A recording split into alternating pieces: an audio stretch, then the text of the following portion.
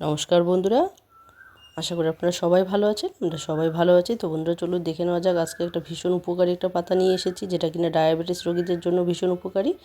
এমনিতেও আমাদের সবার জন্য ভীষণ উপকারী। তো এই পাতাটার মধ্যে কিন্তু ভিটামিন ও খনিজ সমৃদ্ধ আছে, যেটা কিনা আমাদের চোখের স্বাস্থ্য ভালো রাখে, আর হাড়ের হাড় মজবুত করতেও সাহায্য করে এবং ত্বককে উজ্জ্বল রাখতেও সাহায্য করে এবং হজমে সাহায্য করে, ওজন কমাতেও সাহায্য করে। এর কিন্তু নানান গুণাগুণ আছে।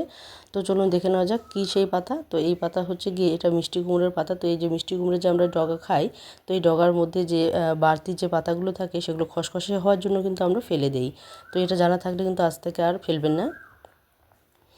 তো ভীষণ এই উপকারী এই পাতাটা কীভাবে তৈরি করতে হবে তো চলুন দেখে নেওয়া যাক। তো এখানে প্রথমে আমি কড়াই নিয়েছি। কড়াইয়ে কিন্তু হালকা একটু তেল, 1 চামচ পরিমাণ তেল দিয়ে গোটা কড়াইটাতে আমি একটুখানি তেলটাকে ব্রাশ করে নিয়েছি। এরপর এই যে পাতাগুলো ভালো করে পরিষ্কার করে ধুয়ে নিতে হবে। ধুয়ে নেওয়ার পর আমি এখানে কড়াইয়ে দিয়ে দিলাম।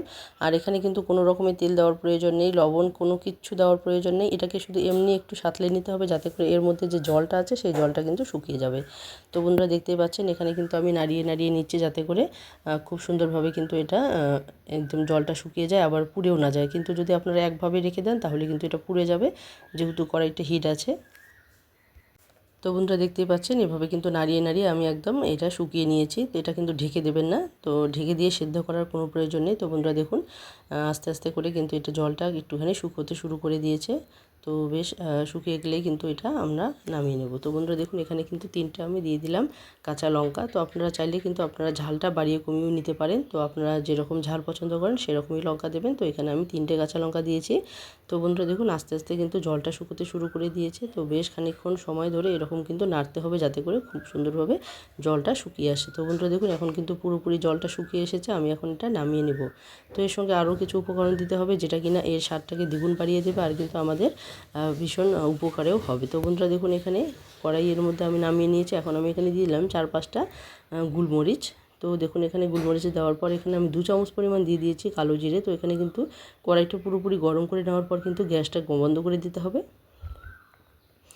গ্যাসটা বন্ধ করে দেওয়ার পর এই যে কড়াইটা আছে, এই কড়াইয়ের হিটের মধ্যে কিন্তু এটা কালো জিরেটা ভাজা হয়ে যাবে, কারণ এটা কিন্তু বেশি করে ভাজলে তিতা হয়ে যাবে। তো অবশ্যই আপনারা চেষ্টা করবেন যখন দেখবেন যে পুরোপুরি কড়াইটা গরম হয়ে গেছে, একদম গ্যাসটাকে বন্ধ করে দিতে হবে। অফ করে দেওয়ার পর এরকম করে হালকা নেড়ে নেড়ে এটাকে ভেজে নিতে হবে। তো বন্ধুরা দেখুন এটা যখনই দেখবেন যে ভাজা হয়ে গেছে নামিয়ে নেবেন। তো এখানে নামিয়ে নেওয়ার পরে আমি কিন্তু এটা শিলনোড়ায় বেটে নিয়েছি। তো অবশ্যই কিন্তু জল ছাড়া এটাকে বেটে নিতে হবে। তো যার জন্য বলছি এটা শিলনোড়াটাই বেটে নেওয়াটাই ভালো হবে, বেটে নেওয়া ভালো হবে। যদি আপনারা মিক্সিতে না করে শিলনোড়ায় বেটে নেন তবে কিন্তু এর স্বাদটা আরও দ্বিগুণ বেড়ে যাবে। এখন আমি এখানে স্বাদ মতো দিয়ে দিচ্ছি লবণ। তো বন্ধুরা অবশ্যই লবণটা আপনারা আপনাদের স্বাদ মতোই ব্যবহার করবেন। আর এখন আমি এখানে দিয়ে দিচ্ছি 2-3 চামচ পরিমাণ সর্ষের তেল। তো আন্দাজ মতো আমি দিয়ে দিচ্ছি এখানে। সর্ষের তেলটা একটু বেশি করে দিলে এর স্বাদটা বেড়ে যাবে। তো এখানে আমি প্রায় 3 থেকে 4 চামচ মতো আন্দাজ মতোই কিন্তু এখানে তেলটা ব্যবহার করেছি। তো আপনারা যতটা আর কি পাতা বাটবেন সেই আন্দাজ মতোই কিন্তু তেলটা ব্যবহার করবেন। তো দেখুন এখানে কিন্তু বেশ খানিকটা আমি তেল দিয়েছি। এখন এটা ভালো করে মিশিয়ে নেব। তো দেখুন এখানে কিন্তু রেডি হয়ে গেছে একদম মিষ্টি কুমড়োর পাতার ভর্তা। তো এই পাতাটা কিন্তু আপনারা সাধারণত ফেলে দেন। তো এরপর থেকে যদি এই রেসিপিটি আপনাদের জানা থাকে তাহলে কিন্তু আপনারা আর ফেলবেন না।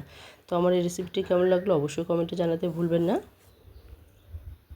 তো যে সমস্ত বন্ধুরা আজকে প্রথম দেখছেন, যারা এখনও বন্ধু হননি তারা অবশ্যই বন্ধু হয়ে পাশে থাকবেন। আর পুরনো বন্ধুরা যারা শুরু থেকে শেষ অবধি সঙ্গে আছেন সবাইকে অসংখ্য অসংখ্য ধন্যবাদ এবং সবার প্রতি রইল অনেক অনেক ভালোবাসা। তো বন্ধুরা আজকে এখানে শেষ করে দিচ্ছি। আবারও চলে আসবো নতুন কোনো রেসিপি নিয়ে। ততক্ষণ সবাই ভালো থাকবেন, সুস্থ থাকবেন। টাটা।